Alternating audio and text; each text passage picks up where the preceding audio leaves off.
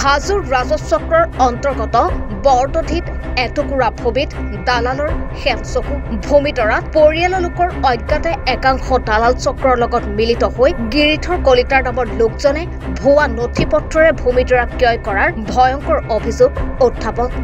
বিগত কেইবাবছৰ ধৰি আইনী প্ৰক্ৰিয়াৰ সৈতে যুঁজি ন্যায়ালয়ৰ ৰায়দানৰ অন্তত ভূমিগৰাকীয়ে পালে ন্যায়। এই ঘটনা সংঘটিত হৈছে হাজোৰ ৰাজচক্ৰৰ অন্তৰ্গত কামৰূপৰ বংশৰৰ প্ৰয়াত ডুমুসু কেওটৰ পৰিয়ালত। ইমানতে ক্ষান্ত নাথাকি ভুৱা পুত্ৰৰ আলাম লৈ ৰমণী দাস আৰু অমূল্য দাসে ভূমিতৰাত অবৈধভাৱে দখল কৰিব লওঁতে যোৱা 25 জুলাই তাৰিখে ন্যায়ালয়ে প্ৰদান কৰা ৰায়দানত কোনো তথ্য দিব নোৱাৰাত ভূমিৰ পট্টাৰ পৰা দালাল মাফিয়া গিৰিধৰ কলিতাৰ নামটো বাটুৱাৰত কৰ্তন কৰা হয়।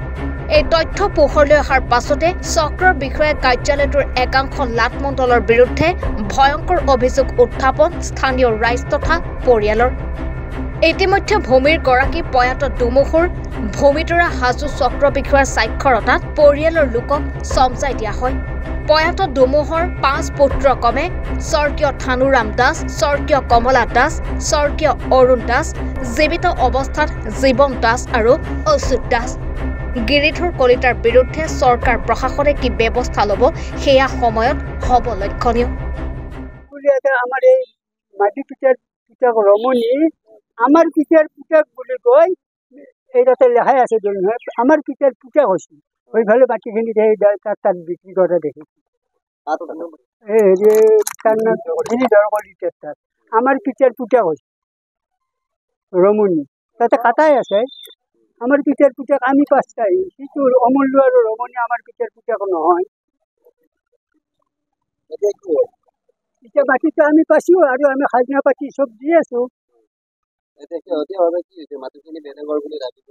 কিবা হেৰি কৰি পেলাই যিটো মণ্ডলী তাৰ মাটি বুলি হেৰি কৰি দম দি আছে। এতিয়া মণ্ডলীক দম দিছে, মণ্ডলীটো ভয় খাইছিল। এই গিৰিধৰ কলিতাই মণ্ডলীটোক ধমকন দিছে যায়। তেওঁ আচলতে মণ্ডলীটোৱে উচিত কথা ক'লে। আজিকালি আপোনালোকে চিন্তা কৰক, যোনে উচিত কথা ক'ব তাক দেখিব নোৱাৰে। এতিয়া তেওঁ দেখিব নোৱাৰিছিল, মণ্ডলীটো এতিয়া ভয় খাইছিল যে মোক এনেকুৱা কৰিছে। গতিকে আজি কিমান বছৰ হ'ল আমি ইয়াতে মাটি খাই আছো। আমাৰ দখলতো আছে, গোটেই আজি খাজনা পাতি চব দি আছে ইমান বছৰ। এতিয়া এই সময়ত মৰবাৰ সময়ত ক'ৰ মানুহ আহি ক'ত কি কৰিব দিছে বুজিছে।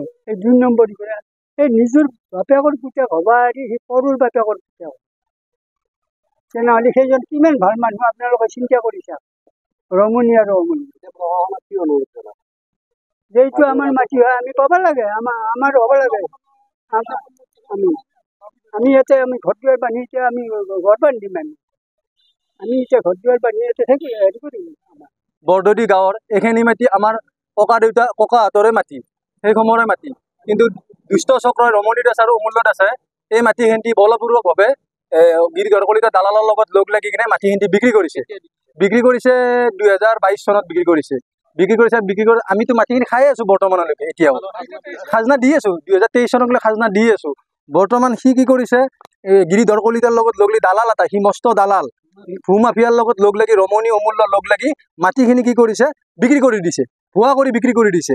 আমাৰ কেছটো হাজোত হিয়াৰিং গৈছে 3টা, হিয়াৰিঙত আমাক গোটেইবিলাকক মাতিছে। গোটেইবিলাকক মাতি কিনে আমাক সোধপোছ কৰিছে। তাৰপিছত কালি আমাক ৰায়দান এটা দিছে মাটিখিনি আমি পোৱা বুলি।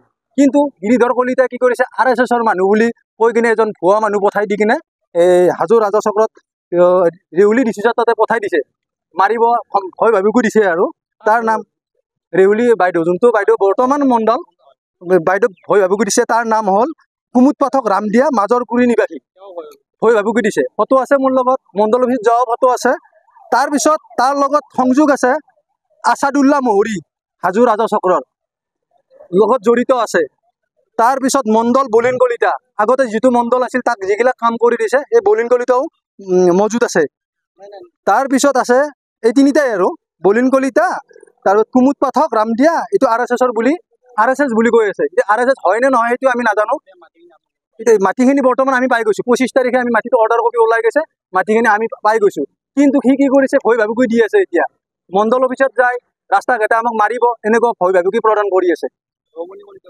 ৰমণী দাস আমাৰ দেউতাৰ বাপেকৰ ভায়েক হয়। সি মাজতে এটা গণ্ডগোল লগাইছে 94তে গণ্ডগোল লগাইছিল এটা, আমাৰ দেউতাৰ বাপেকৰ পুতে গৈছে। সেইটো কেছত আমি 94ত অৰ্ডাৰ কপি মেজিষ্ট্ৰেটৰ পৰা পাই গৈছোঁ, আমি জয়ী হৈছোঁ। এইখন অৰ্ডাৰ কপি হয়, 94ত আমি পাই গৈছোঁ। তাৰপিছত 2003 কি কৰিছে সি আৰু সেনেকৈ ধৰ বাপেক হৈ কিবা কাৰেকশ্যন কৰি দুমুহুৰাম কেওটৰ পৰা কাৰেকশ্যন কৰি ধুনু কৰি কিনে মাটিখিনি এতিয়া বিক্ৰী কৰি দিছে। বিক্ৰী কৰিলেও 70 সদায় জয়।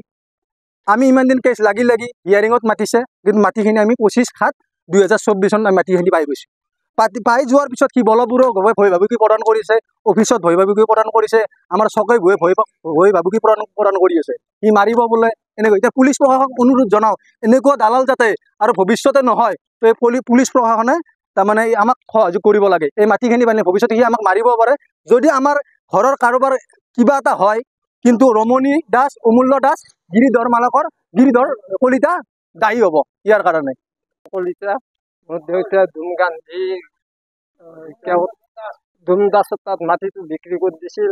মই ক'ব পাৰোঁ তেওঁলোকক দলিল পত্ৰ গোটাই কাগজ পত্ৰ কৰি দিছিল, কিন্তু ৰমণী দাসক কিন্তু একো কৰি দিয়া নাই।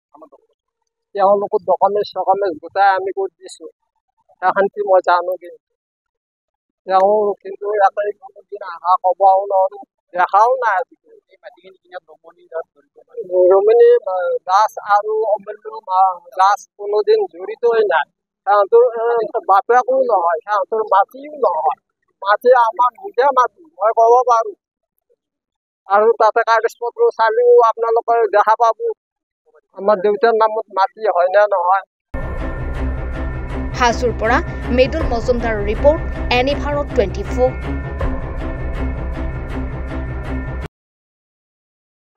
ৰব, আপুনি যে এটা অপৰাধ কৰিবলৈ গৈ আছে, আপুনি জানেনে? এই নাবালিকা গৰাকীক এতিয়াই বিয়াত বহোৱাটো যে এটা অপৰাধ, আপুনি জানেনে?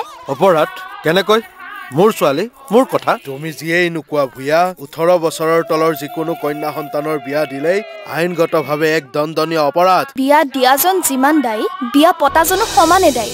এতিয়া তাই পঢ়া শুনা কৰাৰ বয়স, খেলা ধূলা কৰাৰ বয়স। তাইক খেলিবলৈ দিয়ক, পঢ়িবলৈ দিয়ক, আৰু চাব এদিন আপুনি তাইক লৈ গৌৰৱ অনুভৱ কৰিব পাৰিব। এতিয়াই তাইক সংসাৰৰ বোজা দি তাইৰ ভৱিষ্যত জীৱনটো অন্ধকাৰ কৰাৰ অধিকাৰ তোমাৰ জানো আছে? মোৰ ভুল হৈ গ'ল মাজনী, মোক ক্ষমা কৰিবা। শিক্ষা ল'ৰা ছোৱালী উভয়ৰে প্ৰাপ্য আৰু অধিকাৰ। আপোনাৰ কন্যা সন্তানক তাইৰ এই প্ৰাপ্যৰ পৰা বঞ্চিত নকৰাব। বাল্য বিবাহ ভাৰতীয় আইনৰ দ্বাৰা বিহিত এক দণ্ডনীয় অপৰাধ। এনে অপৰাধ কৰি আপোনাৰ কন্যা সন্তানৰ ভৱিষ্যত অন্ধকাৰৰ মাজলৈ ঠেলি নিদিব।